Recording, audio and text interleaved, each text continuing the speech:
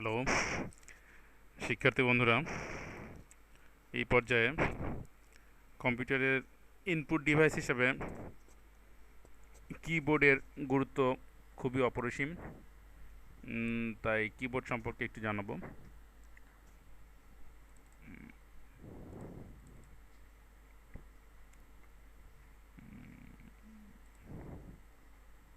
বিজয় keyboard image, এই ফাইলটিকে আমি প্রিভিউ করছি।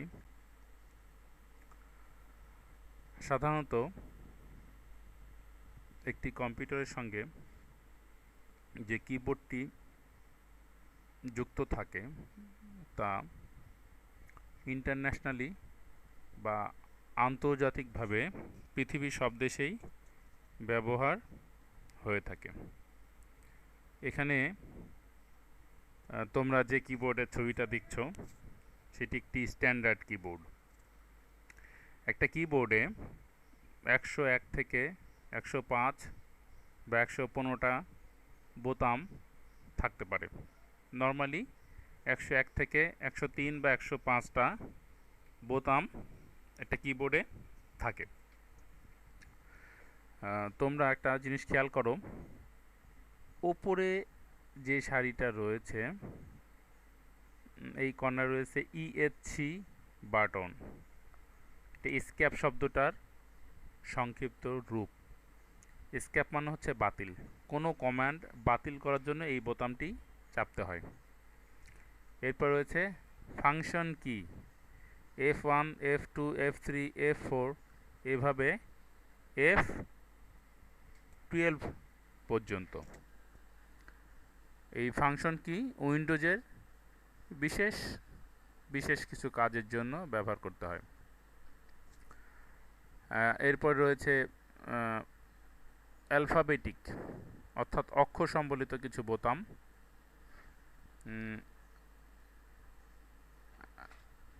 এখানে প্রথম সারিতে রয়েছে 1 2 3 4 বা বিশেষ কিছু সিম্বল সম্বলিত একটা সারি।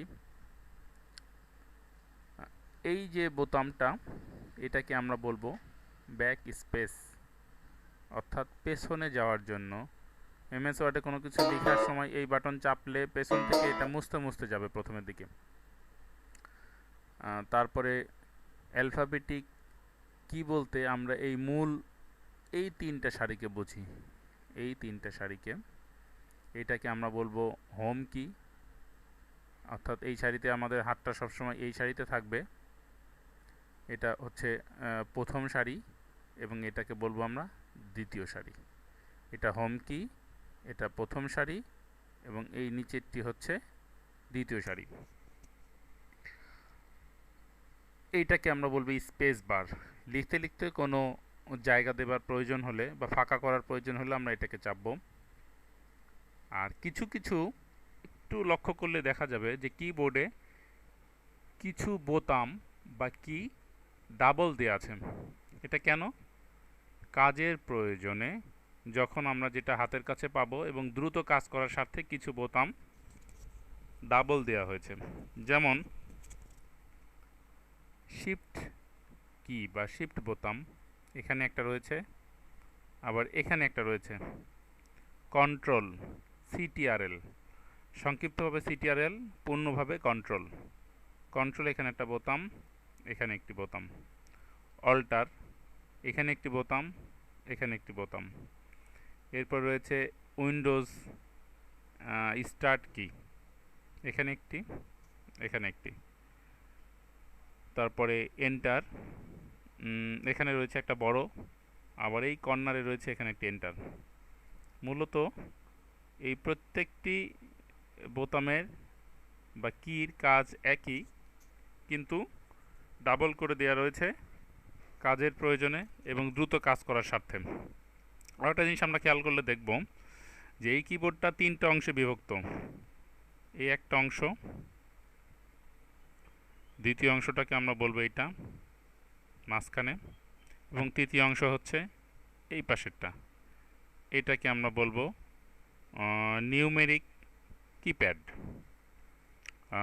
সংখ্যা লেখার জন্য যোগ বিয়োগ গুণ ভাগ, বিশেষ করে যারা ব্যাংকে বা অফিস আদালতে বা এনজিওতে কাজ করছে তাদের এই কি বা বোতামগুলোর অনেক বেশি ব্যবহার হয়ে থাকে।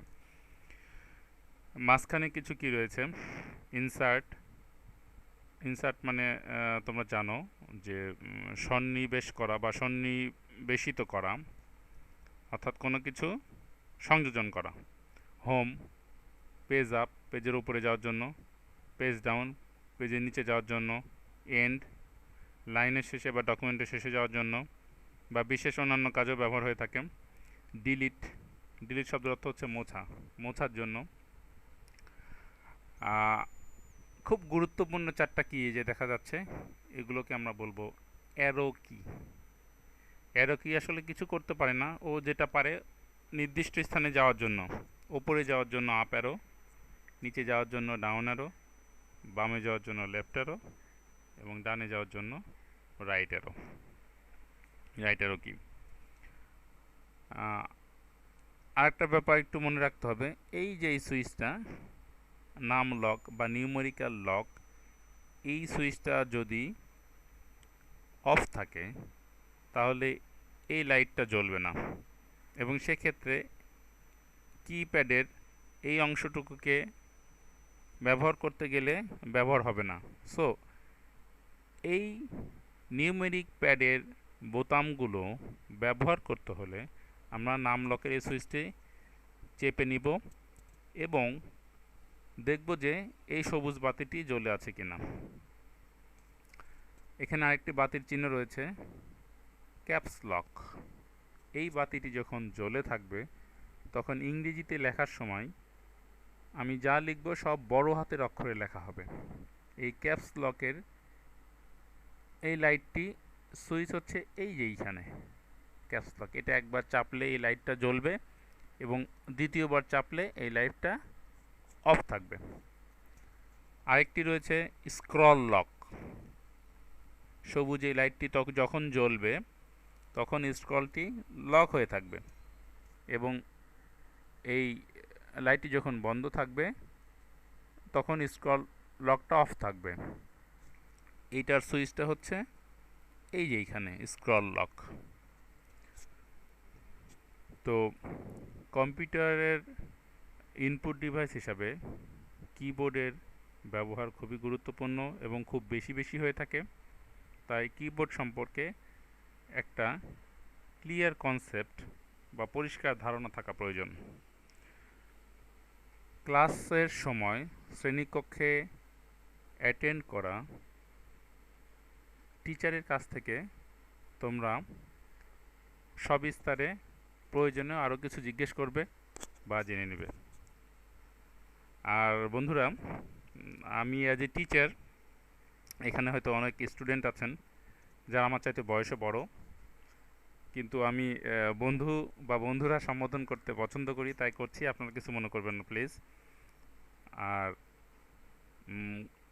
ভিডিও লিসন থেকে শিখতে গিয়ে কোনো ধরনের সমস্যা হলে বা কোনো কিছু মতামত বা কোনো প্রয়োজনে আপগ্রেডেশনের দরকার হলে তা আমাদেরকে জানালে আমরা খুব খুশি হব।